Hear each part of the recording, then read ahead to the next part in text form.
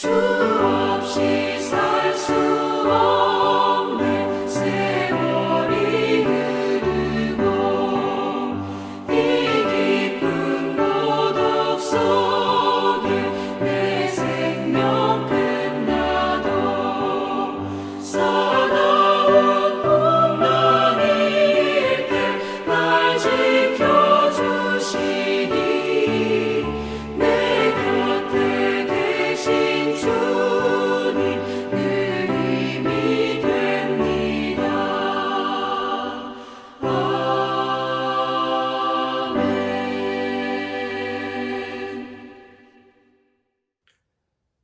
사랑이 많으신 하나님 아버지, 은혜를 감사합니다.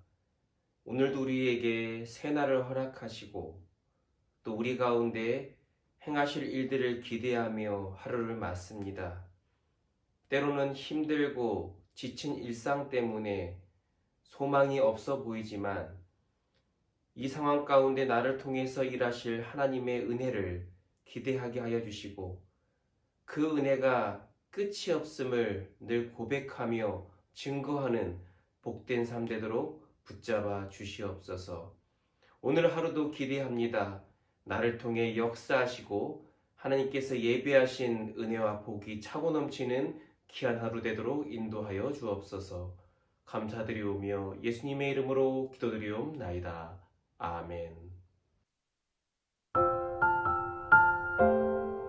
다윗이 마루턱을 조금 지나니 무비보셋의 종 시바가 안장지은 두 나귀에 떡 200개와 건포도 100송이와 여름 과일 100개와 포도주 한 가죽 부대를 싣고 다윗을 맞는지라.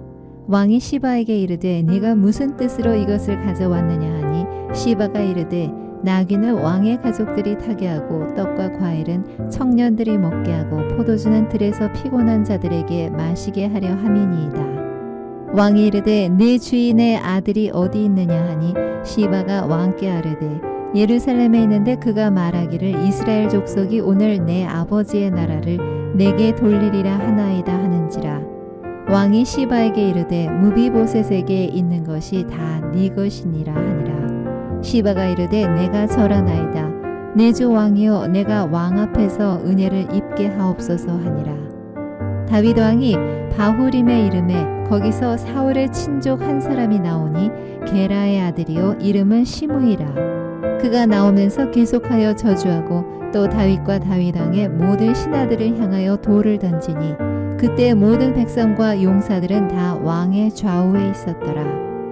시므이가 저주하는 가운데 이와 같이 말하니라. 피를 흘린 자여 사악한 자여 가거라 가거라. 사울의 족속의 모든 피를 여호와께서 네게로 돌리셨도다.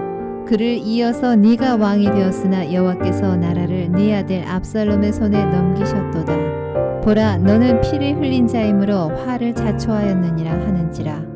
수르야의 아들 아비새가 왕께 여짜오되 이 죽은 개가 어찌 내 주 왕을 저주하리이까 청하건대 내가 건너가서 그의 머리를 베게 하소서 하니 왕이 이르되 수르야의 아들들아 내가 너희와 무슨 상관이 있느냐. 그가 저주하는 것은 여호와께서 그에게 다윗을 저주하라 하심이니 네가 어찌 그리하였느냐 할 자가 누구겠느냐 하고 또 다윗이 아비새와 모든 신하들에게 이르되 내 몸에서 난 아들도 내 생명을 해하려 하거든 하물며 이 베냐민 사람이랴. 여호와께서 그에게 명령하신 것이니 그가 저주하게 버려두라. 혹시 여호와께서 나의 원통함을 감찰하시리니 오늘 그 저주 때문에 여호와께서 선으로 내게 갚아주시리라 하고 다윗과 그의 추종자들이 길을 갈 때 시므이는 산비탈로 따라가면서 저주하고 그를 향하여 돌을 던지며 먼지를 날리더라. 왕과 그와 함께 있는 백성들이 다 피곤하여 한 곳에 이르러 거기서 쉬니라. 압살롬과 모든 이스라엘 백성들이 예루살렘에 이르고 아히도벨도 그와 함께 이른지라. 다윗의 친구 아렉 사람 후세가 압살롬에게 나아갈 때 그에게 말하기를 왕이여 만세 왕이여 만세 하니 압살롬이 후세에게 이르되 이것이 네가 친구를 후대하는 것이냐 네가 어찌하여 네 친구와 함께 가지 아니하였느냐 하니 후세가 압살롬에게 이르되 그렇지 아니하니이다. 내가 여호와와 이 백성 모든 이스라엘의 택한 자에게 속하여 그와 함께 있을 것이니이다. 또 내가 이제 누구를 섬기리이까? 그의 아들이 아니니까. 내가 전에 왕의 아버지를 섬긴 것 같이 왕을 섬기리이다 하니라. 압살롬이 아히도벨에게 이르되 너는 어떻게 행할 계략을 우리에게 가르치라 하니, 아히도벨이 압살롬에게 이르되 왕의 아버지가 남겨도 왕궁을 지키게 한 후궁들과 더불어 동침하소서. 그리하면 왕께서 왕의 아버지가 미워하는 바 됨을 온 이스라엘이 들으리니 왕과 함께 있는 모든 사람의 힘이 더욱 강하여지리이다 하니라. 이에 사람들이 압살롬을 위하여 옥상에 장막을 치니 압살롬이 온 이스라엘 무리의 눈앞에서 그의 아버지 후궁들과 더불어 동침하니라. 그때 아히도벨이 베푸는 계략은 사람이 하나님께 물어서 받은 말씀과 같은 것이라. 아히도벨의 모든 계략은 다윗에게나 압살롬에게나 그와 같이 여겨졌더라. 네, 오늘 본문의 배경을 살펴보면 다윗은 아들 압살롬의 반역으로 인해서 쫓기는 신세가 되었습니다. 그 처량한 신세 속에서 화가 날 법도 하고 감정도 많이 상해 있었을 것입니다. 그러다 보면 자연스럽게 행동도 거칠어질 수밖에 없고 예민할 수밖에 없었을 텐데, 오늘 전반부의 내용을 살펴보면 그러한 상황과 형편 속에서 남다른 모습을 취하는 다윗의 모습, 왜 하나님께서 다윗을 왕으로 세우셨는가를 알 수 있는 부분이 바로 오늘 본문의 내용입니다. 그렇게 감정도 상하고 몸도 마음도 지친 상황에서 시므이라는 사람을 만나게 됩니다. 이 시므이는 어떤 사람일까요? 사울 왕가의 사람이었습니다. 사울의 친척이었는데, 그렇다면 시므이의 마음에는 다윗을 향한 어떤 마음을 갖고 있었을까요? 우리 가문이 바로 이 다윗 때문에 망했다. 사울은 바로 이 다윗 때문에 죽었다. 이러한 감정의 마음이 가득했을 것입니다. 그런 상황에서 지금 쫓겨나는 다윗을 만나니까 한편으로는 얼마나 고소했을까요? 그리고 또 한편으로는 그동안 쌓여있던 것을 이제는 퍼붓고 싶어졌습니다. 그래서 저주의 말을 퍼붓습니다. 근데 그 내용을 요약하면 무슨 말이냐면, 너로 인해서 사울이 망했고 너로 인해서 그 가문이 피를 많이 흘렸는데 이제 그 피가 너희에게로 돌아갈 것이다. 결국 너희도 그렇게 망할 것이다. 저주를 퍼붓습니다. 그렇잖아도 지금 예민해 있는데 이 저주를 들은 다윗을 포함한 그 무리들의 마음은 과연 어떠했을까요? 과연 어떻게 반응을 했을까요? 무엇보다도 다윗을 따르는 그 신복들이 가만히 있지 않았습니다. 당장이라도 잡아서 그를 죽일 기세였습니다. 비록 지금은 쫓기는 입장이었지만 그렇다고 해서 다윗이 힘이 없는 건 아니거든요. 여전히 따르는 많은 무리들이 있었고 쫓기는 신세지만 여전히 이스라엘 왕이었습니다. 따라서 힘과 권력은 이전만 못하지만 있었어요. 지금 이 자리에서 당장 사람들을 시켜서 한마디만 명하면 이 시므이는 지도새도 모르게 죽을 수도 있습니다. 사실 이 사울이 죽은 이유는 다윗 때문이 아니었습니다. 바로 사울의 죄 때문에 하나님께서 그를 왕에서 내리신 것이고, 하나님이 말씀하셨잖아요. 내가 이미 그를 버렸노라. 결국 사울이 죽고 사울이 망한 것은 사울의 죄 때문이었습니다. 도리어 다윗은요, 사울을 죽일 기회가 너무나도 많았어요. 사울은 어떻게 해서든지 이 질투심, 그런 마음으로 인해서 다윗을 여러 차례 죽이려 했지만 다윗은 오히려 사울을 죽일 기회가 있었음에도 불구하고 하나님이 세우신 왕이라는 이유로 그를 조용히 놓아줍니다. 못 본 채 합니다. 사울을 향한 다윗의 마음은 늘 그러했어요. 또한 그뿐만이 아니었습니다.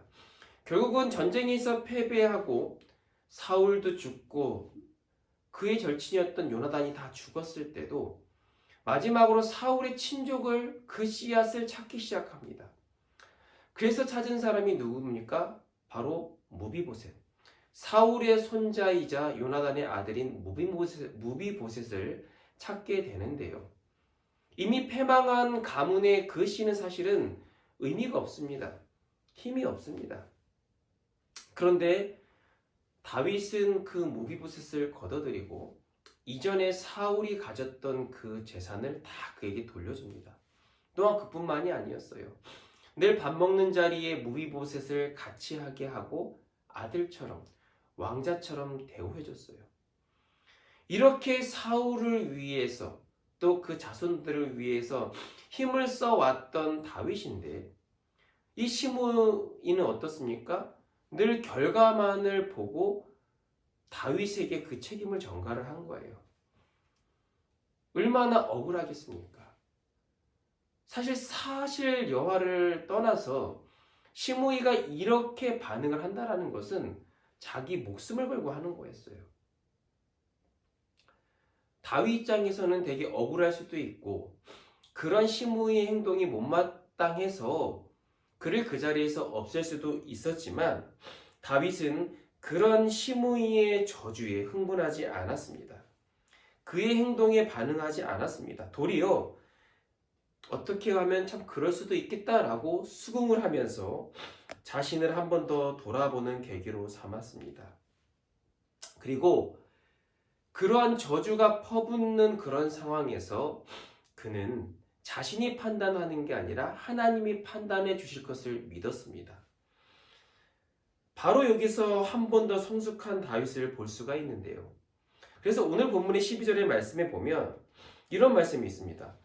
혹시 여호와께서 나의 원통함을 감찰하시리니 오늘 그 저주 때문에 여호와께서 선으로 내게 갚아주시리라 하고, 이 말은요, 다윗은 여러 가지 오해와 모욕 등이 설령 있는다 할지라도 그것으로 도리어 저주하거나 보복의 계기로 삼는 것이 아니라 묵묵히 감수하다 보면 하나님께서 자기에게 가해진 그러한 일들을 도리어 기억하시고 긍휼히 여겨주실 것이다, 이렇게 고백하고 있는 것입니다.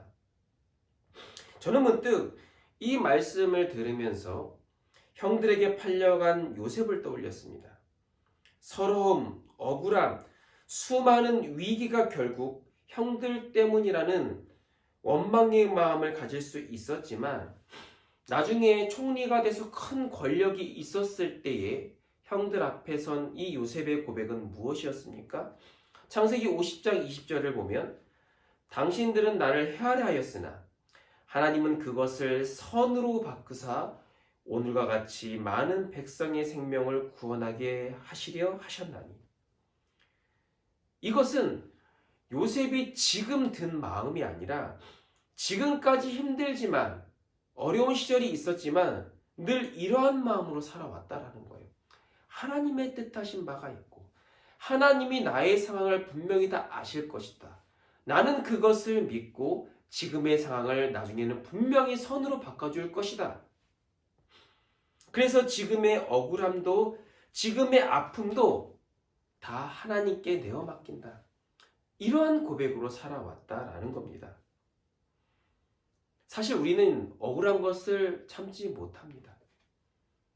억울한 것을 그대로 갚아주거나 그 이상으로 갚아줘야 속이 편한 게 우리 인간의 마음이에요.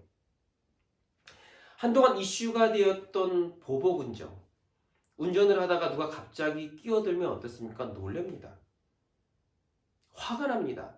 그래서 너도 한번 당해보라라는 심정으로 그 차 앞을 가로질러서 그 앞에 바로 끼어들어서 급브레이크를 밟습니다. 그럼 당연히 따라오던 차는 놀래서 또 다시 자신이 당했던 그런 절차를 밟겠죠. 최소한 내가 당한 만큼은 너도 당해야 된다. 너 때문에 그랬으니까 너도 그렇게 당해야 된다. 이것이 우리의 인간적인 연약한 마음입니다. 그런데요, 하나님을 믿는 우리 그리스도인만큼은 그러한 모습과는 좀 구별되어야 하지 않겠습니까? 사랑하는 성도 여러분, 우리가 받은 대로 갚아주는 것은 저주가 아니라 보복이 아니라 바로 은혜와 복은 우리가 받은 대로 혹은 2배, 3배로 갚아주어야 합니다. 반면에 내가 받은 것이 저주라고 한다면 혹은 모욕이라고 한다면 그것은 내어 맡기고 도리어 선으로 바꾸시는 하나님의 은혜를 기대하며 살아야 합니다. 너무나도 강팍한 세상에 살고 있는 우리들, 그것이 현실이지만 오늘 본문의 다윗의 모습을 우리가 기억했으면 좋겠습니다. 받은 복은 갑절 이상으로 갚되 행여나 받은 모욕과 저주가 있다면 그것은 하나님께 맡기고 도리어 복으로 바꾸시는 은혜를 기대하며 살아가는 우리 모두가 되기를 간절히 바랍니다. 우리 말씀을 생각하면서 함께 기도하기를 원합니다. 첫 번째로 상대방을 한 번 더 이해하려는 마음을 주옵소서. 두 번째로 상대방에게 받은 대로 갚아주는 것이 복과 은혜가 되게 하여 주시옵소서. 세 번째로 행여나 받은 모욕과 저주가 있다면 하나님께 내어 맡기고 도리어 선으로 바꾸시는 은혜를 경험하게 하옵소서. 우리 함께 통성으로 기도하겠습니다.